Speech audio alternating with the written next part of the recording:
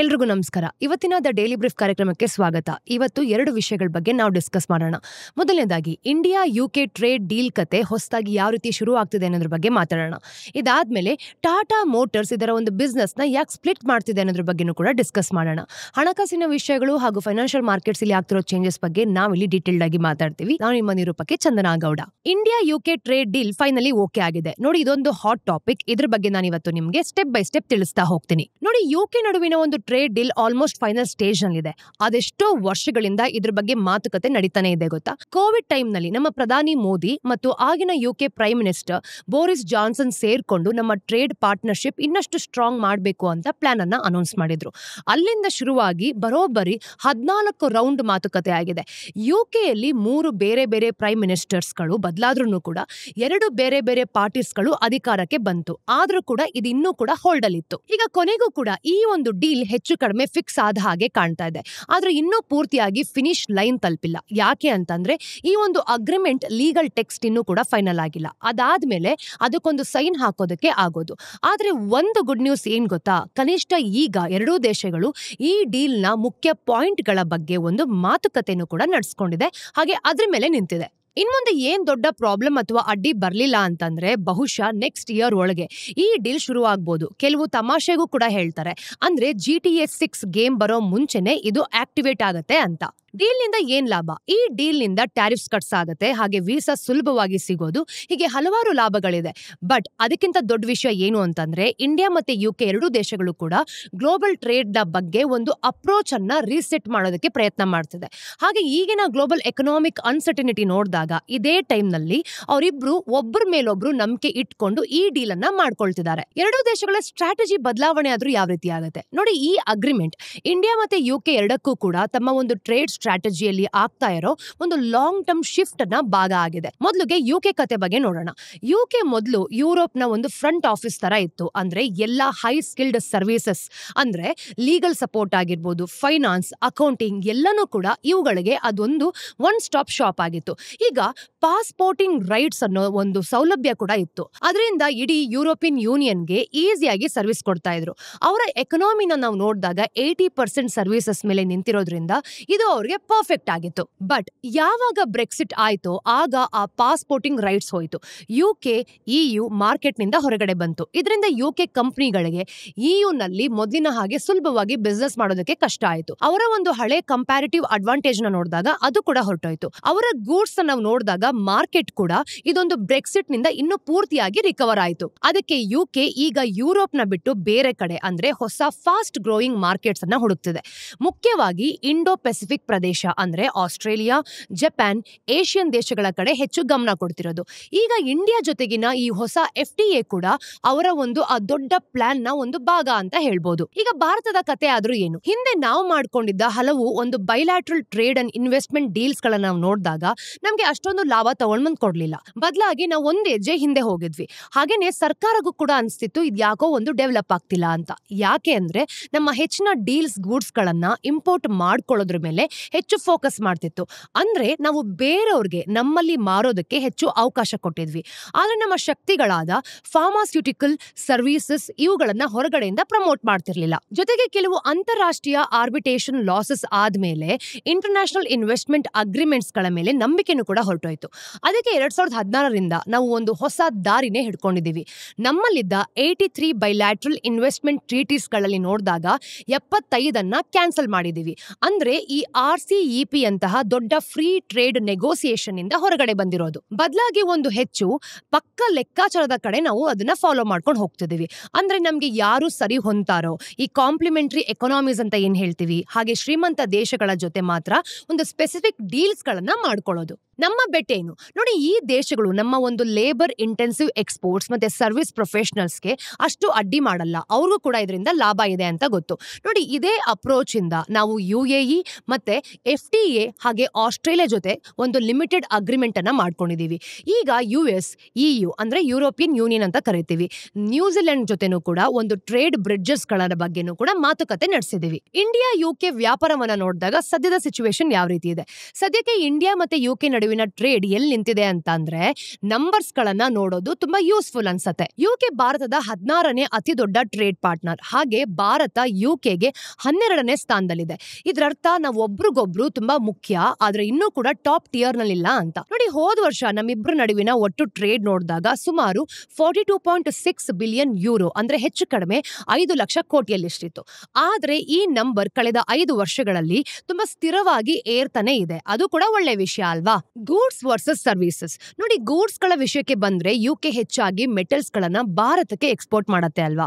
ನಾವು ಇನ್ನೊಂದು ಕಡೆ ಹೆಚ್ಚು ಡೈವರ್ಸ್ ರೇಂಜ್ ಗಳ ವಸ್ತುಗಳನ್ನು ಕೂಡ ಕಳಿಸ್ತೀವಿ, ಮುಖ್ಯವಾಗಿ ಗಾರ್ಮೆಂಟ್ಸ್ ಮತ್ತೆ ಫಾರ್ಮಾಸ್ಯೂಟಿಕಲ್ಸ್. ಆದ್ರೆ ನಿಜವಾದ ರಿಯಲ್ ಆಕ್ಷನ್ ಇರೋದು ಸರ್ವಿಸ್ ಗಳಲ್ಲಿ ಮಾತ್ರ.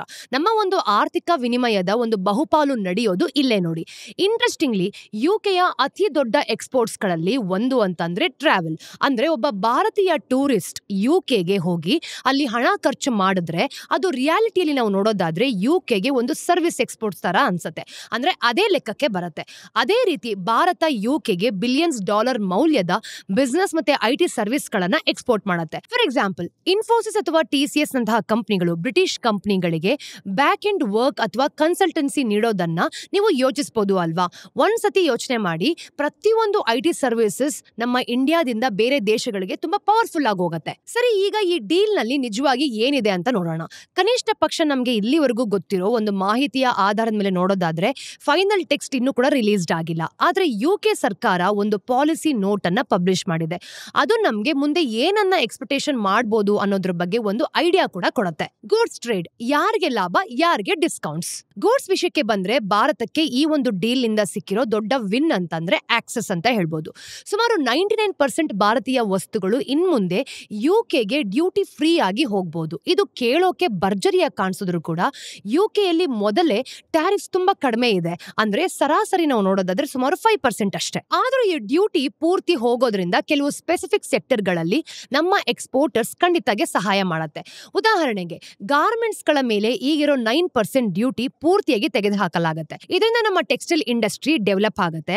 ಹಾಗೇನೆ ನಮ್ಮ ಶ್ರಿಂಪ್ ಎಕ್ಸ್ಪೋರ್ಟರ್ಸ್ ಕೂಡ 8% ಕಡಿಮೆ ಆಗೋದ್ರಿಂದ ಲಾಭ ಸಹ ಬರುತ್ತೆ. ಯುಕೆ ಕಡೆಯಿಂದ ನೋಡಿದ್ರೆ ಅವ್ರಿಗೆ ಸಿಗೋ ಲಾಭಗಳು ನಿರ್ದಿಷ್ಟವಾಗಿರೋ ತರ ಕಾಣುತ್ತೆ. ಇನ್ನು ಯುಕೆ ಏನು ಕೂಡ ಒಂದು ಮಾಸ್ ಮಾರ್ಕೆಟ್ ಗೂಡ್ಸ್ ಗಳ ದೊಡ್ಡ ರಫ್ತು ಏನು ಮಾಡ್ತಿಲ್ಲ, ಅಂದ್ರೆ ಎಕ್ಸ್ಪೋರ್ಟ್ ಮಾಡ್ತಿಲ್ಲ. ಆದ್ರೆ ಅವರ ಒಂದು ಹೈ ಎಂಡ್ ವಸ್ತುಗಳಲ್ಲಿ ಸ್ಟ್ರಾಂಗ್ ಆಗಿದ್ದಾರೆ ಅಂತ ಹೇಳ್ಬೋದು. ಈ ಡೀಲ್ ನಿಂದ ಬ್ರಿಟಿಷ್ ಒಂದು ಫುಡ್ ಅಂಡ್ ಬೆವರೇಜಸ್ ಕಂಪನಿಗಳನ್ನ ನೋಡಿದಾಗ, ಫಾರ್ ಎಕ್ಸಾಂಪಲ್ ವಿಸ್ಕಿ ಮೇಕರ್ಸ್ ಹಾಗೆ ಚಾಕ್ಲೇಟ್ ಬ್ರಾಂಡ್ಸ್ ಗಳು ಅಡ್ವಾನ್ಸ್ಡ್ ಮ್ಯಾನುಫ್ಯಾಕ್ಚರರ್ಸ್ ಆಗಿದ್ದಾರೆ.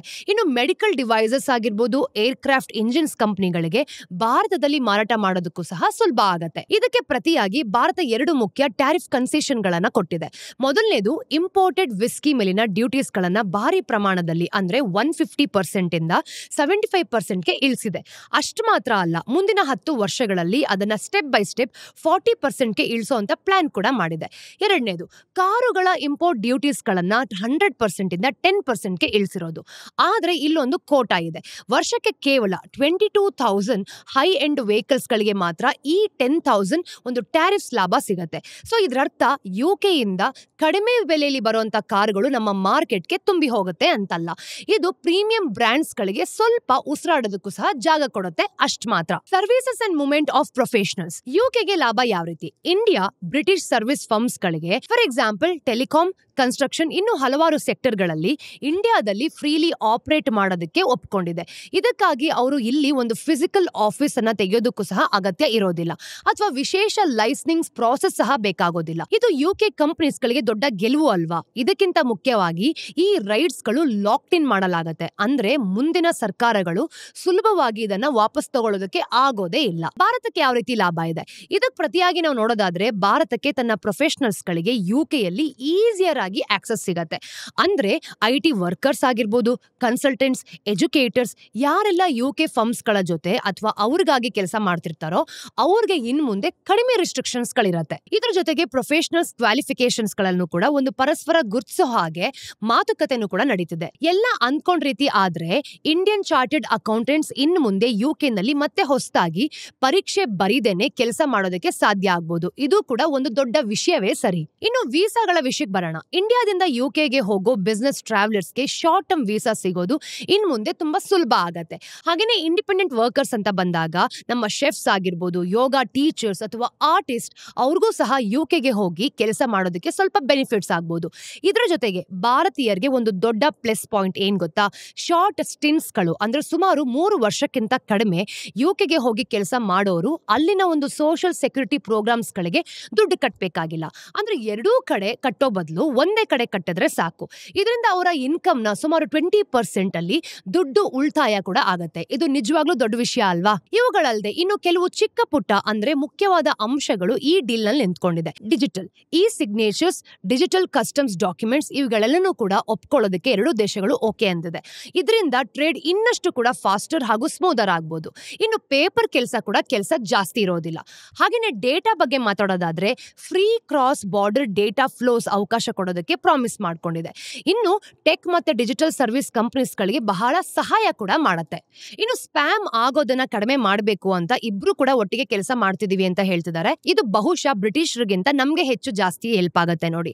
ಹಾಗೇನೆ ವಾಟ್ಸ್ಆಪ್ ಫಾರ್ವರ್ಡ್ ಗಳನ್ನ ನೋಡಿದ್ರೆ ಇದೆಲ್ಲದರಿಂದ ಕೂಡ ತುಂಬಾ ಅನುಕೂಲ ಆಗುತ್ತೆ ಅನ್ನೋ ಒಂದು ಸಿಚುವೇಶನ್ ಕೂಡ ಬರ್ತಿದೆ. ಟೆಂಡರ್ ಇನ್ನೊಂದು ಪಾಯಿಂಟ್, ಯುಕೆ ಫರ್ಮ್ಸ್ ಈಗ ಒಂದು ಇಂಡಿಯನ್ ಗವರ್ಮೆಂಟ್ ಟೆಂಡರ್ಸ್ ಗಳಿಗೆ ಬಿಡ್ ಮಾಡಬಹುದು. ಅದಕ್ಕೆ ಅವರು ಇಂಡಿಯಾದಲ್ಲಿ ತಮ್ಮ ಒಂದು ಪ್ರೆಸೆನ್ಸ್ ಅನ್ನ ಸ್ಥಾಪಿಸಬೇಕಾಗತ್ತೆ. ಆದ್ರೆ ಒಮ್ಮೆ ಮಾಡಿದ್ರೆ ಅವರು IT ಸರ್ವಿಸ್ ಗಳಿಂದ ಹಿಡಿದು ಲಾಜಿಸ್ಟಿಕ್ಸ್ ವರೆಗೂ ಕೂಡ ಎಲ್ಲವನ್ನ ನಮ್ಮ ಸರ್ಕಾರಕ್ಕೆ ಸೆಲ್ ಮಾಡಬಹುದು. ಹಾಗಾದ್ರೆ ಒಟ್ನಲ್ಲಿ ಈ ಡೀಲ್ ನ ಅರ್ಥವೇನು? ಇದೊಂದು ಸಾಲಿಡ್ ವೆಲ್ ಬ್ಯಾಲೆನ್ಸ್ಡ್ ಒಪ್ಪಂದ ಅಂತ ಹೇಳ್ಬೋದು. ಆದ್ರೆ ಇದೇನು ಭಾರತದ ಫಾರಿನ್ ಟ್ರೇಡ್ ವನ್ನ ಪೂರ್ತಿ ಬದಲಾಯಿಸೋದಿಲ್ಲ. ಯುಕೆ ಇದ್ದಕ್ಕಿದ್ದ ಹಾಗೆ ನಮ್ಮ ಒಂದು ಬಿಗ್ಗೆಸ್ಟ್ ಎಕನಾಮಿ ಪಾರ್ಟ್ನರ್ ಕೂಡ ಆಗೋದಿಲ್ಲ. ನಾವೇನಾದ್ರೂ ನೋಡಿದಾಗ 2030ರಷ್ಟಿಗೆ ನಮ್ಮಿಬ್ಬರ ನಡುವಿನ ವ್ಯಾಪಾರ ಡಬಲ್ಸ್ ಆದ್ರೂ ಕೂಡ ಯುಕೆ ಒಟ್ಟು ವ್ಯಾಪಾರದ ವಾಲ್ಯೂಮ್ ನಲ್ಲಿ US ಆಗಿರ್ಬೋದು, ಚೈನಾ ಆಗಿರ್ಬೋದು ಅಥವಾ UAE ಅಂತಹ ದೇಶಗಳಿಗಿಂತ ಹಿಂದೆನೆ ಇರತ್ತೆ. ಆದ್ರೆ ಇದು ಅದಕ್ಕಿಂತ ಹೆಚ್ಚು ಮೀನಿಂಗ್ಫುಲ್ ಆದ ವಿಷಯವೊಂದನ್ನ ಸೂಚನೆ ಮಾಡತ್ತೆ ನೋಡಿ. ಅದೇನಂತಂದ್ರೆ ಭಾರತ ಒಂದು ಗ್ಲೋಬಲ್ ಟ್ರೇಡ್ ಅನ್ನ ನಿಭಾಯಿಸ್ತಿರೋ ರೀತಿಯಲ್ಲಿ ಒಂದು ಡೆಲಿಬ್ರೇಟ್ ಆಗಿ ಥಾಟ್ಫುಲ್ ಶಿಫ್ಟ್ ಆಗ್ತಿದೆ ಅನ್ನೋದನ್ನ ತೋರಿಸ್ತಿರೋದು. ನಾವು ಮೊದಲಿನ ಹಾಗೆ ಅತಿಯಾದ ಉದಾರತೆ ಇಲ್ಲದೆ ಅಂದ್ರೆ ಓವರ್ಲಿ ಪ್ರೊಟೆಕ್ಟಿವ್ ಇಲ್ಲದೆ ಈಗ ನಿಜವಾದ ಶಕ್ತಿಗಳಿಗೆ ಅನುಕೂಲ ಆಗೋ ರೀತಿ ಡೀಲ್ಸ್ ಗಳನ್ನ ಮಾಡ್ಕೊಳ್ತಿದೀವಿ. ಹಾಗೆ ಇವತ್ತಿನ ಜಗತ್ತನ್ನ ನೋಡಿದ್ರೆ ಗ್ಲೋಬಲ್ ಸಪ್ಲೈ ಚೈನ್ಸ್ ಹೆಚ್ಚು ಕಷ್ಟ ಆಗ್ತಿದೆ ಅಂತ ಹೇಳ್ಬೋದು. ಮತ್ತೆ ಟ್ರೇಡ್ ರಿಲೇಶನ್ಶಿಪ್ಸ್ ಕೂಡ ತುಂಬಾ ಅನ್ಸರ್ಟನಿಟಿ ಆಗ್ತಿದೆ. ಇಂತಹ ಸಮಯದಲ್ಲಿ ಯುಕೆ ಅಂತಹ ಒಂದು ಸ್ಟೇಬಲ್ ಮಾರುಕಟ್ಟೆಯ ಜೊತೆ ಒಂದು ಪ್ರೆಡಿಕ್ಟಬಲ್ ಲಾಂಗ್ ಟರ್ಮ್ ಆಕ್ಸೆಸ್ ಅನ್ನ ಪಡೆದುಕೊಳ್ಳೋದು ಚಿನ್ನದಷ್ಟೇ ಬೆಲೆ ಬಾಳತ್ತೆ. ಇದೇನೋ ದೊಡ್ಡ ಹೆಡ್ಲೈನ್ ಗ್ರಾಬರ್ ಅಲ್ದಿರ್ಬೋದು, ಆದ್ರೆ ಇದೊಂದು ಹೆಡ್ಜ್ ಅಂದ್ರೆ ರಿಸ್ಕ್ ನ ಕಡಿಮೆ ಮಾಡುವಂತಹ ಉಪಾಯ ಅಲ್ವಾ? ಇನ್ನು ಭಾರತಕ್ಕೆ ಒಂದು ವೆಲ್ದಿ ಅಂಡ್ ಸ್ಟೇಬಲ್ ಮಾರ್ಕೆಟ್ಗೆ ಲಾಂಗ್ ಟರ್ಮ್ ಆಕ್ಸೆಸ್ ಸಿಗುತ್ತೆ, ಇದು ಲಾಭ ಅಲ್ವಾ? ಇನ್ನು ಯುಕೆಗೆ ರೈಸಿಂಗ್ ಎಕನಾಮಿಕ್ ಪವರ್ಸ್ ಇಂದ ಭಾರತದಿಂದ ನೋಡಿದಾಗ ಸಿಕ್ಕಿರುವಂತಹ ಒಂದು ವೋಟ್ ಆಫ್ ಕಾನ್ಫಿಡೆನ್ಸ್ ಅವರ ಒಂದು ಪೋಸ್ಟ್ ಬ್ರೆಕ್ಸಿಟ್ ಹಾದಿಯಲ್ಲಿ ಇದೊಂದು ಹೆಜ್ಜೆ ಅಂತ ಹೇಳ್ಬೋದು. ಆದ್ರೆ ಈ ಡೀಲ್ ಕೇವಲ ವ್ಯಾಪಾರ ವಹಿವಾಟಿನ ಲೆಕ್ಕಾಚಾರಕ್ಕಿಂತ ಹೆಚ್ಚು ಮೀನಿಂಗ್ಫುಲ್ ಆದ ವಿಷಯವನ್ನು ಕೂಡ ಸೂಚನೆ ಮಾಡುತ್ತೆ. ಇನ್ನು ಭಾರತದ ಗ್ಲೋಬಲ್ ಟ್ರೇಡ್ ಅನ್ನ ನಿಭಾಯಿಸ್ತಿರೋ ರೀತಿಯಲ್ಲಿ ಒಂದು ಡೆಲಿಬ್ರೇಟ್ ಥಾಟ್ಫುಲ್ ಶಿಫ್ಟ್ ಆಗಿದೆ. ಅದನ್ನ ಸಂಕ್ಷಿಪ್ತವಾಗಿ ಇಲ್ಲಿ ನಾವು ನೋಡಬಹುದು. ಈ ಎರಡೂ ದೇಶಗಳು ಈ ಒಪ್ಪಂದದ ಮೇಲೆ ಯಾವ ರೀತಿ ಬಿಸ್ನೆಸ್ ಮಾಡ್ಕೊಳ್ಳುತ್ತೆ, ಇದರಿಂದ ನಮ್ಗೆ ಏನ್ ಬೆನಿಫಿಟ್ ಆಗುತ್ತೆ ಅನ್ನೋದನ್ನ ಮುಂದಿನ ದಿನಗಳಲ್ಲಿ ನಾವು ಕಾದು ನೋಡಬೇಕು. ಈಗ ಮುಂದಿನ ಸ್ಟೋರಿಯಲ್ಲಿ ಟಾಟಾ ಮೋಟಾರ್ಸ್ ಇಂದ ಒಂದು ಬಿಗ್ ನ್ಯೂಸ್ ಇದೆ. ಕಂಪನಿ ಈಗ ಎರಡಾಗಿ ಸ್ಪ್ಲಿಟ್ ಆಗ್ತಾ ಇದೆ. ಇದು ಬಿಸ್ನೆಸ್ ಭಾಷೆಯಲ್ಲಿ ಡಿಮರ್ಜರ್ ಅಂತ ಹೇಳ್ತಾರೆ. ಹಾಗೇನೆ ಇದು ಅಫಿಷಿಯಲ್ ಆಗಿದೆ ನೋಡಿ. ಟಾಟಾ ಮೋಟಾರ್ಸ್ ನ ಕಮರ್ಷಿಯಲ್ ವೆಹಿಕಲ್ಸ್ ಬಿಸ್ನೆಸ್ ಒಂದು ಸಪರೇಟ್ ಹೊಸ ಕಂಪನಿ ಆಗುತ್ತೆ. ಅದು ಕೂಡ ಶೇರ್ ಮಾರ್ಕೆಟ್ ನಲ್ಲಿ ಲಿಸ್ಟ್ ಆಗುತ್ತೆ. ಇನ್ನು ಟಾಟಾ ಮೋಟಾರ್ಸ್ ಈಗಿರೋ ಒಂದು ಪ್ಯಾಸೆಂಜರ್ ಕಾರ್ ಅಂತ ಏನ್ ಹೇಳ್ತೀವಿ ಅಂದ್ರೆ ಟಿಯಾಗೋ, ನೆಕ್ಸಾನ್ ಈ ತರದ ಕಾರ್ಗಳು EV ಬಿಸ್ನೆಸ್ ಮತ್ತೆ JLR ಬಿಸ್ನೆಸ್ ಇದೆಲ್ಲನೂ ಕೂಡ ಸೇರ್ಕೊಂಡು ಇನ್ನೊಂದು ಸಪರೇಟ್ ಲಿಸ್ಟೆಡ್ ಕಂಪನಿ ಆಗಿರುತ್ತೆ. ಶೇರ್ ಹೋಲ್ಡರ್ಸ್ಗೆ ಇದರಿಂದ ಏನ್ ಲಾಭ? ನಿಮ್ ಹತ್ರ ಈಗಿರೋ ಪ್ರತಿ ಹಳೆ ಟಾಟಾ ಮೋಟಾರ್ಸ್ ಶೇರ್ಗೆ ಹೊಸದಾಗಿ ಆಗೋ ಕಮರ್ಷಿಯಲ್ ವೆಹಿಕಲ್ ಕಂಪನಿಯ ಒಂದು ಶೇರ್ ಫ್ರೀ ಆಗಿ ಸಿಗುತ್ತೆ. ಈ ಡಿಮರ್ಜರ್ ಐಡಿಯಾ ಈಗ ಇದ್ದಕ್ಕಿದ್ದ ಹಾಗೆ ಬಂದಿರೋದಲ್ಲ. ಇದ್ರ ಹಿಂದೆ ಒಂದು ದೊಡ್ಡ ಕಥೆನೇ ಇದೆ. ಇದು ಬಹಳ ಸಮಯದಿಂದ ನಡೀತಿರೋ ಪ್ಲಾನ್ ನ ಒಂದು ಭಾಗ. ಇದನ್ನ ಅರ್ಥ ಮಾಡ್ಕೊಳ್ಳೋದಕ್ಕೆ ನಾವು 2017ಕ್ಕೆ ವಾಪಸ್ ಹೋಗ್ಬೇಕು. ಆ ಟೈಮ್ ನಲ್ಲಿ ಟಾಟಾ ಮೋಟಾರ್ಸ್ ತುಂಬಾ ಕಷ್ಟದಲ್ಲಿತ್ತು. ಅವರ ಕಾರ್ಗಳು ಸೇಲ್ಸ್ ನ ನೋಡಿದಾಗ ಡಲ್ ಆಗಿತ್ತು. ಕ್ವಾಲಿಟಿ ಮತ್ತೆ ಆಫ್ಟರ್ ಸೇಲ್ಸ್ ಸರ್ವಿಸ್ ಬಗ್ಗೆನೂ ಕೂಡ ಜನ ಹ್ಯಾಪಿ ಆಗಿರ್ಲಿಲ್ಲ. ಅವರ ಒಂದು ಬಹು ನಿರೀಕ್ಷೆಯ ಟಾಟಾ ನ್ಯಾನೋ ಕೂಡ ತುಂಬಾ ಫ್ಲಾಪ್ ಆಗಿತ್ತು. ಇನ್ನು ಮಾರುತಿ ಸುಜುಕಿ, ಹುಂಡೈನಂತಹ ಕಾಂಪಿಟೇಟರ್ಸ್ ಮಾರ್ಕೆಟ್ ನ ಡಾಮಿನೇಟ್ ಮಾಡ್ತಿದ್ರು. ಸರಿಯಾಗಿ ಇದೇ ಟೈಮ್ ನಲ್ಲಿ ಎನ್ ಚಂದ್ರಶೇಖರನ್ ಹಾಗೆ ಒಂದು ಟಾಟಾ ಸನ್ಸ್ ಅಂದ್ರೆ ಪೇರೆಂಟ್ ಕಂಪನಿ ಅಂತ ಏನ್ ಹೇಳ್ತೀವಿ ಅದರ ಚೇರ್ಮನ್ ಆಗಿ ಜವಾಬ್ದಾರಿನ ತಗೊಂಡ್ರು. ಅವ್ರಿಗೆ ಕೊಟ್ಟಿದ್ದ ಒಂದು ಮುಖ್ಯ ಟಾಸ್ಕ್ ಒಂದೇ, ಟಾಟಾ ಮೋಟಾರ್ಸ್ ಅನ್ನ ಫಿಕ್ಸ್ ಮಾಡಿ ಅಂತ. ಅಂದ್ರೆ ಕಂಪನಿಯನ್ನ ಮತ್ತೆ ಟ್ರ್ಯಾಕ್ ಗೆ ತಗೊಂಡ್ ಬನ್ನಿ ಅಂತ. ಆಗ ಕಂಪನಿ ಕೂತು ಯೋಚನೆ ಮಾಡಿದ್ರು, ನಾವು ಒಂದೇ ಹೆಸರಲ್ಲಿ 4 ತರದ ಬಿಸ್ನೆಸ್ ಗಳನ್ನ ನಡೆಸ್ತಾ ಇದೀವಿ. Commercial vehicles, passenger cars, luxury cars ಹಾಗೆ ಎಲೆಕ್ಟ್ರಿಕ್ ವೆಹಿಕಲ್ಸ್. ಇದು ಒಂದೊಂದು ಕೂಡ ಬೇರೆ ಬೇರೆ ಮಾರ್ಕೆಟ್ಸ್ ಗಳನ್ನ, ಅಂದ್ರೆ ಬೇರೆ ಬೇರೆ ಕಸ್ಟಮರ್ಸ್ ಗಳನ್ನ, ಬೇರೆ ಬೇರೆ ಮ್ಯಾನುಫ್ಯಾಕ್ಚರಿಂಗ್ ನೀಡ್ಸ್ ಮತ್ತೆ ಬೇರೆ ಬೇರೆ ಗ್ರೋತ್ ಆಪರ್ಚುನಿಟೀಸ್ ಇರುವಂತಹ ಬಿಸ್ನೆಸ್ಗಳು. ಇವೆಲ್ಲವನ್ನ ಒಟ್ಟಿಗೆ ಒಂದೇ ಕಡೆ ಮ್ಯಾನೇಜ್ ಮಾಡೋದು ತುಂಬಾನೇ ಕಷ್ಟದ ಕೆಲಸ. ಸೊ ಆಗ್ಲೇ ಅವರು ಈ ಭಾಗಗಳನ್ನ ಒಳಗೆ ಅಂದ್ರೆ ಬೇರೆ ಬೇರೆ ಮಾಡೋದಕ್ಕೆ ಶುರು ಮಾಡ್ಕೊಂಡ್ರು. ಪ್ರತಿಯೊಂದು ಡಿವಿಷನ್ ಕೂಡ ಅದರದ್ದೇ ಆದ ಲೀಡರ್ಶಿಪ್, ಬಡ್ಜೆಟ್ಸ್ ಹಾಗೆ ಆಪರೇಷನಲ್ ಇಂಡಿಪೆಂಡೆನ್ಸ್ ಅನ್ನ ಕೊಟ್ಟಿದ್ರು. ಈಗ ಅದೇ ಒಂದು ಇಂಟರ್ನಲ್ ಸ್ಪ್ಲಿಟ್ ಆಗಿ ಅಫಿಷಿಯಲ್ ಆಗಿ ಕಾಣ್ತಿರೋದು. ಎರಡೂ ಕೂಡ ಬೇರೆ ಬೇರೆ ಕಂಪನಿಗಳಾಗಿ ಮಾಡ್ತಾ ಇದ್ದಾರೆ ಅಷ್ಟೇ. ಆಮೇಲೆ 2020 ನಂತರ ಟಾಟಾ ಮೋಟಾರ್ಸ್ ಒಂದು ಮುಖ್ಯ ನಿರ್ಧಾರವನ್ನ ತಗೊಳ್ತು. ತಮ್ಮ ಒಂದು ಪ್ಯಾಸೆಂಜರ್ ವೆಹಿಕಲ್ ಬಿಸ್ನೆಸ್, ಇದರಲ್ಲಿ ಒಂದು ಎಲೆಕ್ಟ್ರಿಕ್ ವೆಹಿಕಲ್ಸ್ ಕೂಡ ಸೇರ್ಕೊಂಡಿತ್ತು. ಇದನ್ನ ಒಂದು ಸಪರೇಟ್ ಸಬ್ಸಿಡಿರಿಯಾಗಿ ಮಾಡಿದ್ರು. ಈ ಕೆಲಸ 2022ರಲ್ಲಿ ಪೂರ್ತಿ ಆಗೋಯ್ತು ನೋಡಿ. ಸುಮಾರು ಅದೇ ಟೈಮ್ ನಲ್ಲಿ ಅವರು ಟಿಪಿಜಿಯ ಕ್ಲೈಮೇಟ್ ಫಂಡ್ ನಿಂದ $1 ಬಿಲಿಯನ್ ಫಂಡಿಂಗ್ ಅನ್ನು ಕೂಡ ರೇಸ್ ಮಾಡಿದ್ರು. ತಮ್ಮ ಹೊಸ ಇವಿ ಆರ್ಮ್ ಏನಿದೆ ಅಲ್ವಾ, ಅದರ ಒಂದು ಸ್ಟೇಕ್ ಅನ್ನ ಮಾರಾಟ ಮಾಡಿಕೊಂಡು ಇದರಿಂದ ಅವರ ಎಲೆಕ್ಟ್ರಿಕ್ ವೆಹಿಕಲ್ಸ್ ಪ್ಲಾನ್ ಗಳಿಗೆ ಒಂದು ಒಳ್ಳೆ ಬೂಸ್ಟ್ ಕೂಡ ಸಿಕ್ತು. ದುಡ್ಡಿನ ಜೊತೆಗೆ ಮಾರ್ಕೆಟ್ ಅಲ್ಲಿ ನಂಬಿಕೆನೂ ಕೂಡ ಬಂತು. ಹೀಗೆ 2021ರಿಂದ ಟಾಟಾ ಮೋಟಾರ್ಸ್ ಒಳಗಡೆನೆ ಹೆಚ್ಚು ಕಡಿಮೆ 3 ಸಪರೇಟ್ ವರ್ಟಿಕಲ್ಸ್ ಗಳಾಗಿ ಕೆಲಸ ಮಾಡೋದಕ್ಕೆ ಶುರು ಮಾಡಿದ್ರು. ಕಮರ್ಷಿಯಲ್ ವೆಹಿಕಲ್ಸ್ ಅಂದ್ರೆ ಟ್ರಕ್, ಬಸ್ಸುಗಳ ಬಿಸ್ನೆಸ್. ಪ್ಯಾಸೆಂಜರ್ ವೆಹಿಕಲ್ಸ್ ಅಂದ್ರೆ ಕಾರುಗಳು, ಪಂಚ್, ಹ್ಯಾರಿಯರ್, ನೆಕ್ಸಾನ್ ಹಾಗೆ ಅವುಗಳ ಒಂದು ಎಲೆಕ್ಟ್ರಿಕ್ ವರ್ಷನ್ಸ್ಗಳು. ಇದನ್ನ TMPV ಅನ್ನೋ ಒಂದು ಸಬ್ಸಿಡಿಯಲ್ಲಿ ನೋಡ್ಕೊಳ್ತಾ ಇದ್ರು. ಅದರಲ್ಲಿ ಇವಿಗೆ ಅಂತ ಒಂದು ಸಪರೇಟ್ ಆರ್ಮ್ ಕೂಡ ಇತ್ತು. ಜಾಗ್ವಾರ್ ಲ್ಯಾಂಡ್ ರೋವರ್ ಇದು ಟಾಟಾ 2008ರಲ್ಲಿ ಕೊಂಡ್ಕೊಂಡಂತಹ ಒಂದು ಬ್ರಿಟಿಷ್ ಲಕ್ಸುರಿ ಕಾರ್ ಕಂಪನಿ. ಈ 3 ಬಿಸ್ನೆಸ್ ಗಳಿಗೆ ತಮ್ಮದೇ ಆದ ಸಿಇಒಗಳು ಕೂಡ ಇದ್ರು. ಹಾಗೆ ಹೆಚ್ಚು ಕಡಿಮೆ ನೋಡಿದಾಗ ಇಂಡಿಪೆಂಡೆಂಟ್ ಆಗಿ ಕೆಲಸ ಮಾಡ್ತಿದ್ರು. ಆದ್ರೆ ಕಾನೂನು ಪ್ರಕಾರ ಅವೆಲ್ಲವೂ ಕೂಡ ಒಂದೇ ಟಾಟಾ ಮೋಟಾರ್ಸ್ ಕಂಪನಿಯ ಭಾಗ ಆಗಿತ್ತು ನೋಡಿ. ಆದ್ರೆ ಇಲ್ಲೊಂದು ಪ್ರಾಬ್ಲಮ್ ಇತ್ತು. ಈ ರೀತಿ ಒಳಗೆ ಸಪರೇಟ್ ಮಾಡಿದ್ರಿಂದ ಕಂಪನಿ ಎಫಿಷಿಯೆಂಟ್ಲಿ ಕೆಲಸ ಮಾಡೋದಕ್ಕೆ ಸಹಾಯ ಆಯ್ತು ನಿಜ. ಆದ್ರೆ ಇನ್ನೊಂದು ದೊಡ್ಡ ಲಿಮಿಟೇಷನ್ ಇತ್ತು. ಹೊರಗಿನ ಜಗತ್ತಿಗೆ ಅಂದ್ರೆ ಇನ್ವೆಸ್ಟರ್ಸ್ಗೆ ಇದು ಒಂದು ಟಾಟಾ ಮೋಟಾರ್ಸ್ ನ ಕಂಪನಿಯಾಗಿ ಒಂದೇ ಸ್ಟಾಕ್ ಆಗಿ ಕಾಣ್ತಿತ್ತು. ಇದರಿಂದ ಅದರೊಳಗಿನ ಒಂದೊಂದು ಬಿಸ್ನೆಸ್ ನ CV, PV, JLR ನಿಜವಾದ ಶಕ್ತಿ ಏನು, ಅದರ ವ್ಯಾಲ್ಯೂ ಎಷ್ಟು ಅಂತ ಇನ್ವೆಸ್ಟರ್ಸ್ಗೆ ಸರಿಯಾಗಿ ಅರ್ಥ ಮಾಡ್ಕೊಳ್ಳಕ್ಕೆ ಕಷ್ಟ ಆಗ್ತಿತ್ತು. ಇದಕ್ಕೆ ಕಾರಣ ಮಾರ್ಚ್ 2024ರಲ್ಲಿ ನಾವು ನೋಡಿದಾಗ ಟಾಟಾ ಮೋಟಾರ್ಸ್ ಡಿಮರ್ಜರ್ ಅನ್ನ ಅನೌನ್ಸ್ ಮಾಡಿದ್ದಲ್ವಾ. ಅಂದ್ರೆ ಕಂಪನಿಯನ್ನ ಅಫಿಷಿಯಲ್ ಆಗಿ 2 ಭಾಗವಾಗಿ ಒಡೆಯೋದು. ಹೇಗೆ ಹೊಡಿತಾರೆ? ಕಮರ್ಷಿಯಲ್ ವೆಹಿಕಲ್ ಬಿಸ್ನೆಸ್ ಅನ್ನ ನಾವು ನೋಡಿದಾಗ ಇವರು ಲಿಸ್ಟೆಡ್ ಕಂಪನಿ ಅಂದ್ರೆ ಶೇರ್ ಮಾರ್ಕೆಟ್ ನಲ್ಲಿರೋ ಕಂಪನಿಯನ್ನ ಮಾಡ್ತಾರೆ. ಇನ್ನು ಪ್ಯಾಸೆಂಜರ್ ವೆಹಿಕಲ್, EV ಮತ್ತೆ JLR ಎಲ್ಲಾನು ಕೂಡ ಸೇರ್ಕೊಂಡು ಇನ್ನೊಂದು ಲಿಸ್ಟೆಡ್ ಕಂಪನಿ ಆಗತ್ತೆ. ಇದು ಈಗಿರೋ ಟಾಟಾ ಮೋಟಾರ್ಸ್ ಕಂಪನಿಯಲ್ಲಿ ವಿಲೀನವಾಗುತ್ತೆ. ಹೆಸರುಗಳು ಮಾತ್ರ ಉಲ್ಟಾ ಆಗುತ್ತೆ. ಇದಾದ್ಮೇಲೆ ಕನ್ಫ್ಯೂಷನ್ ಆಗಬಾರ್ದು ಅಂತ ಹೆಸರುಗಳನ್ನು ಕೂಡ ಬದಲಾಯಿಸ್ತಾರೆ.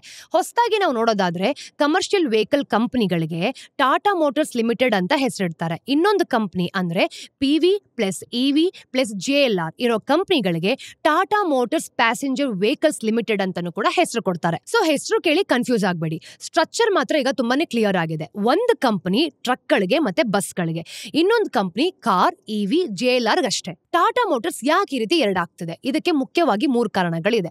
Focus and freedom. ಈಗ ಕಮರ್ಷಿಯಲ್ ವೆಹಿಕಲ್ ಬಿಸ್ನೆಸ್ ಮತ್ತೆ ಪ್ಯಾಸೆಂಜರ್ ವೆಹಿಕಲ್ ನಾವು ನೋಡಿದಾಗ PV plus EV plus JLR ಅಂತ ಏನ್ ಹರಿತೀವಿ, ಇದು ಬಿಸ್ನೆಸ್ ಗಳು 2 ಸಪರೇಟ್ ಆಗಿ ಕಂಪನಿಗಳಾಗೋದ್ರಿಂದ ತಮ್ಮ ಬಿಸ್ನೆಸ್ ಗಳ ಮೇಲೆ ಪೂರ್ತಿ ಕಂಟ್ರೋಲ್ ಇರುತ್ತೆ. ಹಾಗೇನೆ ತಮ್ಮ ಸ್ಟ್ರಾಟಜಿಯನ್ನ ತಾವೇ ನಿರ್ಧಾರ ಮಾಡ್ಕೊಳ್ಬಹುದು. ಹೆಚ್ಚು ಫ್ರೀಡಮ್ ಸಹ ಸಿಗತ್ತೆ. Unlock value. EV ಬಿಸ್ನೆಸ್ ಗೆ ಮಾರ್ಕೆಟ್ ನಲ್ಲಿ ಒಳ್ಳೆ ವ್ಯಾಲ್ಯೂ ಇರುತ್ತೆ. ಆದ್ರೆ ಅದು CV ಬಿಸ್ನೆಸ್ ಜೊತೆಗೆ ಸೇರ್ಕೊಂಡಾಗ ಅದರ ಪೂರ್ತಿ ವ್ಯಾಲ್ಯೂ ಇನ್ವೆಸ್ಟರ್ಸ್ ಗೆ ಕಾಣಿಸ್ತಿರೋದಿಲ್ಲ. ಈಗ ಸಪರೇಟ್ ಆದಾಗ EV ಪ್ಲಸ್ JLR ಇಷ್ಟ ಇರೋರು, ಅದರಲ್ಲಿ CV ಅಂದ್ರೆ ಇನ್ಫ್ರಾಸ್ಟ್ರಕ್ಚರ್ ಗ್ರೋತ್ ಇಷ್ಟ ಇರೋರು ಮಾತ್ರ ಹೀಗೆ ಬೇರೆ ಬೇರೆಯಾಗಿ ಇನ್ವೆಸ್ಟ್ ಮಾಡ್ಕೊಳ್ಬಹುದು. ಆಗ ನಾವು ನೋಡಿದಾಗ ಪ್ರತಿ ಬಿಸ್ನೆಸ್ ನ ನಿಜವಾದ ಮೌಲ್ಯ ಗೊತ್ತಾಗುತ್ತೆ. ಡಿಫ್ರೆಂಟ್ ಬಿಸ್ನೆಸ್ ನೇಚರ್ ನೋಡಿ. CV ಬಿಸ್ನೆಸ್ ಎಕನಾಮಿಯ ಏರಿಳಿತ ಜೊತೆ ಕೂಡ ಹೋಗುತ್ತೆ ಅಲ್ವಾ, ಸ್ವಲ್ಪ ವಾಲಟೈಲ್ ಆಗಿರುತ್ತೆ. ಆದ್ರೆ PV ಆಗಿರ್ಬೋದು ಮತ್ತೆ EV ಬಿಸ್ನೆಸ್ ಹೆಚ್ಚು ಸ್ಟೇಬಲ್ ಗ್ರೋತ್ ಮೇಲೆ ಇರುತ್ತೆ. ಎರಡನ್ನೂ ಕೂಡ ಒಟ್ಟಿಗೆ ಇವ್ಯಾಲ್ಯೂಯೇಟ್ ಮಾಡೋದು ಕಷ್ಟ. ಸಪರೇಟ್ ಆದ್ರೆ ಆನಲಿಸ್ಟ್ ಗಳಿಗೆ ತುಂಬಾ ಸುಲಭ ಆಗುತ್ತೆ. ಹಾಗಂತ CV ಬಿಸ್ನೆಸ್ ವೀಕ್ ಆಗಿದ್ಯಾ? ಖಂಡಿತ ಇಲ್ಲ. ಟಾಟಾ ಮೋಟಾರ್ಸ್ ಈಗಲೂ ಕೂಡ CVಯಲ್ಲಿ ಮಾರ್ಕೆಟ್ ಲೀಡರ್. ಅವರ ರೆವಿನ್ಯೂನ ನೋಡಿದಾಗ ಪ್ರಾಫಿಟಬಿಲಿಟಿ ಚೆನ್ನಾಗೇ ಇದೆ. ಇನ್ನು ಕಾಂಪಿಟೇಟಿವ್ ಆಗು ಕೂಡ ಇದೆ. ಸೊ ಆ ಬಿಸ್ನೆಸ್ ಸ್ಟಡಿ ಆಗಿದೆ ಅಂತಾನೆ ಹೇಳ್ಬೋದು. PV ಅಂಡ್ EV ಬಿಸ್ನೆಸ್ ಯಾವ ರೀತಿ ಇದೆ? ಅವು ಹೈ ಗ್ರೋತ್ ಆಗಿ ಕಾಣ್ತಿದೆ. ಆದ್ರೆ ಸದ್ಯಕ್ಕೆ ಮಾರ್ಜಿನ್ ಸ್ವಲ್ಪ ಕಡಿಮೆ ಆಗಿದೆ. ಯಾಕೆ ಅಂದ್ರೆ EVಯಲ್ಲಿ ಹೆಚ್ಚು ಇನ್ವೆಸ್ಟ್ಮೆಂಟ್ ಬೇಕು. ಮತ್ತೆ ನಮ್ಮ ಕಾರ್ ಮಾರ್ಕೆಟ್ ನ ನೋಡಿದಾಗ ಪ್ರೈಸ್ ಸೆನ್ಸಿಟಿವಿಟಿ ಅಂದ್ರೆ ಬೆಲೆ ಹೆಚ್ಚು ಪ್ರಾಮುಖ್ಯತೆ ಕೊಡುತ್ತೆ. ಹಾಗಾದ್ರೆ ಈ ಡಿಮರ್ಜರ್ ನಂತರ ಏನ್ ಬದಲಾಗುತ್ತೆ? ಆಪರೇಷನಲಿ ನೋಡೋದಾದ್ರೆ ದೊಡ್ಡ ಬದಲಾವಣೆ ಇರಲ್ಲ. ಯಾಕೆ ಅಂದ್ರೆ ಒಳಗಡೆ ಅವರವರೇ ಸಪರೇಟ್ ಆಗಿ ಇರ್ತಾರೆ. ಆದ್ರೆ ಮಾರ್ಕೆಟ್ ಅಲ್ಲಿ ನೋಡಿದಾಗ ಈಗ 2 ಬೇರೆ ಬೇರೆ ಕಂಪನಿಗಳಾಗಿ ಕಾಣ್ತಾ ಇದೆ. ಇದರಿಂದ ಪ್ರತಿಯೊಂದು ಬಿಸ್ನೆಸ್ಗೂ ತನ್ನದೇ ಆದ ಐಡೆಂಟಿಟಿ ಮತ್ತೆ ಫೋಕಸ್ ಸಿಗತ್ತೆ. ಪಬ್ಲಿಕ್ ಸ್ಕ್ರೂಟಿನಿಟಿ ಹೆಚ್ಚಾಗತ್ತೆ. ಪ್ರತಿಯೊಂದು ತನಗೆ ಬೇಕಾದ ಇನ್ವೆಸ್ಟರ್ಸ್ ಅನ್ನ ಅಟ್ರಾಕ್ಟ್ ಮಾಡಬಹುದು. ಒಂದು ಡಿಸಿಷನ್ಸ್ ಗಳನ್ನ ತುಂಬಾ ಫಾಸ್ಟ್ ಆಗಿ ತಗೊಳ್ಬಹುದು. ಹಾಗೆ ವ್ಯಾಲ್ಯೂ ಅನ್ಲಾಕ್ ಆಗುವಂತಹ ಸಾಧ್ಯತೆ ಕೂಡ ಇದರಿಂದ ಕಾಣುತ್ತೆ. ಶೇರ್ ಹೋಲ್ಡರ್ಸ್ ಆಗಿ ನೀವೆಲ್ಲ ಯಾರಿರ್ತೀರಾ ಅವ್ರಿಗೆ ಏನ್ ಲಾಭ ಸಿಗತ್ತೆ? ನಿಮ್ಗೆ ಹೆಚ್ಚು ಕ್ಲಾರಿಟಿ ಮತ್ತೆ ಚಾಯ್ಸ್ ಕೂಡ ಸಿಗತ್ತೆ.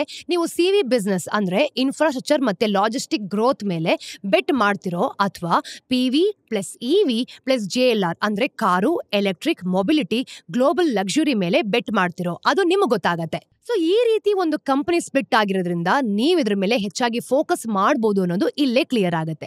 ಇನ್ನು ಇದ್ರ ಮೇಲೆ ಯಾವ ಡೆವಲಪ್ಮೆಂಟ್ ಬರುತ್ತೆ ಅನ್ನೋದನ್ನ ನಾವು ಮುಂದಿನ ದಿನಗಳಲ್ಲಿ ಕಾದು ನೋಡಬೇಕು. ನಾನು ಅದ್ರ ಬಗ್ಗೆ ನಿಮ್ಗೆ ಅಪ್ಡೇಟ್ ಸಹ ಮಾಡ್ತೀನಿ. ಇದಿಷ್ಟು ಇವತ್ತಿನ ಸ್ಟೋರೀಸ್ ನ ಅಪ್ಡೇಟ್. ಟಿಡ್ಬಿಟ್ಸ್ ಏನು ಅಂತ ನೋಡ್ಕೊಂಡ್ ಬರೋಣ. ನಂಬರ್ 1, ಕೋಲ್ಗೇಟ್ ಕಂಪನಿ ಮಹಾರಾಷ್ಟ್ರದಲ್ಲಿ ಡಿಸ್ಟ್ರಿಬ್ಯೂಟರ್ಸ್ ಇಂದ ಸಂಕಷ್ಟಕ್ಕೆ ಎದುರಾಗ್ತಿದೆ.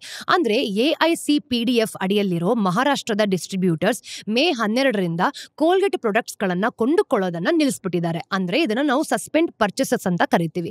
ಕಾರಣ ಏನು? ಮುಖ್ಯವಾಗಿ 2 ವಿಷಯಗಳಿದೆ. ಕೋಲ್ಗೇಟ್ ಕೊಟ್ಟ ಕ್ರೆಡಿಟ್ ನೋಟ್ಸ್ ಇಂದಾಗಿ ಈ ಡಿಸ್ಟ್ರಿಬ್ಯೂಟರ್ ಸುಮಾರು 200 ಕೋಟಿಯ ಒಂದು GST ನೋಟಿಸಸ್ ಬಂದಿದೆ ಅಂತ ಹೇಳ್ತಿರೋದು. ಇದರಿಂದ ಅವರು ಲೀಗಲ್ ರಿಸ್ಕ್ ನಲ್ಲಿದ್ದಾರೆ. ಇನ್ನು ಕೋಲ್ಗೇಟ್ ಕ್ವಿಕ್ ಕಾಮರ್ಸ್ ಗಳಲ್ಲಿ 50 to 60% ಭಾರಿ ಡಿಸ್ಕೌಂಟ್ಸ್ ಕೊಟ್ಟು ಮಾರಾಟ ಮಾಡ್ತಿದೆ. ಇದು ಸಾಮಾನ್ಯ ಡಿಸ್ಟ್ರಿಬ್ಯೂಟರ್ಸ್ ಮತ್ತೆ ಅಂಗಡಿಗಳ ವ್ಯಾಪಾರಕ್ಕೆ ಹೊಡೆತ ಬಿದ್ದಿರೋದು.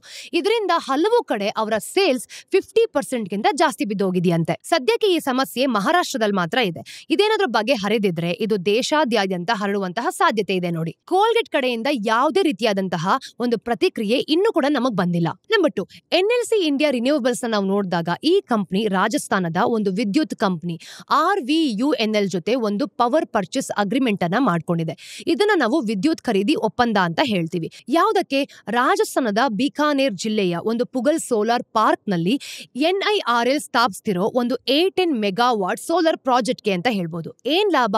ಈ ಪ್ರಾಜೆಕ್ಟ್ ನಿಂದ ವರ್ಷಕ್ಕೆ ಸುಮಾರು 2 ಬಿಲಿಯನ್ ಯೂನಿಟ್ಸ್ ಗ್ರೀನ್ ಎಲೆಕ್ಟ್ರಿಸಿಟಿ ಸಿಗತ್ತೆ. ಹಾಗೇನೆ 1.5 ಮಿಲಿಯನ್ ಟನ್ CO2 ಇಂಗಾಲದ ಡೈಆಕ್ಸೈಡ್ ಅಂತ ಏನ್ ಹೇಳ್ತೀವಿ ಇದನ್ನ ಹೊರಸೂಸೋದು ಕೂಡ ಕಮ್ಮಿ ಆಗುತ್ತೆ.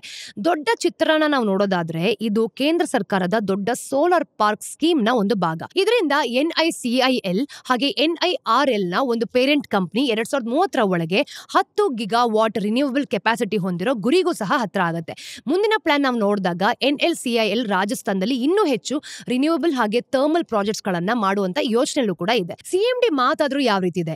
NLCIL CMD ಪ್ರಸನ್ನ ಕುಮಾರ್ ಮೋಟುಪಲ್ಲಿ ಏನಿದ್ದಾರೆ ಗೊತ್ತಾ? ಇದನ್ನ ತಮ್ಮ ಕಂಪನಿಯ ಪೋರ್ಟ್ಫೋಲಿಯೋ ಇಂದ ಒಂದು ಜ್ಯುವೆಲ್ ಆಭರಣ ಹಾಗೇನೆ ಒಂದು ಮುಖ್ಯ ಮೈಲ್ ಸ್ಟೋನ್ ಮೈಲುಗಲ್ಲು ಅಂತ ಹೇಳಿದ್ದಾರೆ. ಕೊನೆಯ ಟಿಡ್ಬಿಟ್, ಕೋಲ್ ಪವರ್ ಕಲ್ಲಿದ್ದಲಿನ ವಿದ್ಯುತ್ ಉತ್ಪಾದಕರಿಗೆ ಗುಡ್ ನ್ಯೂಸ್. ಭಾರತ ಸರ್ಕಾರ ಕಲ್ಲಿದ್ದಲು ಪೂರೈಕೆಗೆ ಸಂಬಂಧಿಸಿರೋ ಹಾಗೆ ಒಂದು ಹೊಸ ರೂಲ್ಸ್ ಅನ್ನ ತಗೊಂಡ್ ಬಂದಿದೆ. ಏನಿದು ಅಂತಂದ್ರೆ ಇನ್ ಮುಂದೆ ಇಂಡಿಪೆಂಡೆಂಟ್ ಪವರ್ ಪ್ರೊಡಕ್ಟ್ಸ್ ಅಂತ ಏನ್ ಹೇಳ್ತೀವಿ ಇದು ಪವರ್ ಪರ್ಚೇಸ್ ಅಗ್ರಿಮೆಂಟ್ ಅನ್ನ ಮೊದಲೇ ಇಲ್ದಿದ್ರು ಕೂಡ ಆಕ್ಷನ್ ಮೂಲಕ ಸ್ವಲ್ಪ ಪ್ರೀಮಿಯಂ ಅನ್ನ ಕೊಟ್ಟು ಲಾಂಗ್ ಟರ್ಮ್ ಗೆ ಬೇಕಾದ ಕೋಲ್ ಸಪ್ಲೈ ಅನ್ನ ಗ್ಯಾರಂಟಿ ಮಾಡ್ಕೊಳ್ಬಹುದು. ಯಾಕೆ ಈ ರೂಲ್? ಈ ದೇಶದಲ್ಲಿ ಕೋಲ್ ಕೆಪಾಸಿಟಿನ ನಾವು ನೋಡಿದಾಗ ಇದರ ಒಂದು ಎಕ್ಸ್ಪಾನ್ಷನ್ ನ ಜಾಸ್ತಿ ಮಾಡೋದಕ್ಕೆ ಸದ್ಯಕ್ಕೆ 222 ಗಿಗಾವಾಟ್ ಇದ್ರೂ ಕೂಡ 80 ಗಿಗಾವಾಟ್ ಹೆಚ್ಚೋ ಅಂತ ಗುರಿ ಇದೆ.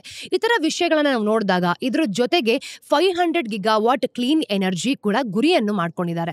ಆದ್ರೆ ರಿನ್ಯೂವಬಲ್ ಸೆಕ್ಟರ್ ಅಲ್ಲಿ ನಾವು ನೋಡ್ತಿದೀವಿ ಅಂತಂದ್ರೆ ಕೆಲವು ಚಾಲೆಂಜಸ್ಗಳು ಕೂಡ ಇದೆ. ಸರ್ಕಾರ ಕಲ್ಲಿದ್ದಲಿನ ಗಣಿಯ ಹತ್ರನೇ ಒಂದು ಪ್ಲಾಂಟ್ ಅನ್ನ ಕಟ್ಟೋದಕ್ಕೂ ಸಹ ಸಪೋರ್ಟ್ ಮಾಡ್ತಿದೆ. ಇದೆಲ್ಲ ನಾವು ನೋಡಿದಾಗ ಥರ್ಮಲ್ ಪ್ರಾಜೆಕ್ಟ್ಸ್ ಅಂದ್ರೆ ಈ ಒಂದು ವಿದ್ಯುತ್ ಯೋಜನೆ ಅಂತ ಏನ್ ಹೇಳ್ತೀವಿ ಇದನ್ನ ಸಪೋರ್ಟ್ ಮಾಡಬೇಕು ಅಂತ ಸರ್ಕಾರ ಹೇಳಿರೋದು. ಸ್ನೇಹಿತರೆ, ಇದಿಷ್ಟು ಇವತ್ತಿನ ಜಿರೋದಾ ಮಾರ್ಕೆಟ್ಸ್ ನ ಡೈಲಿ ಬ್ರೀಫ್ ನ ಅಪ್ಡೇಟ್. ಮತ್ತಷ್ಟು ಅಪ್ಡೇಟ್ಸ್ ಒಂದಿಗೆ ನಾನು ನಿಮಗೆ ಮುಂದಿನ ವಿಡಿಯೋಲಿ ಸಿಗ್ತೀನಿ. Till then take care.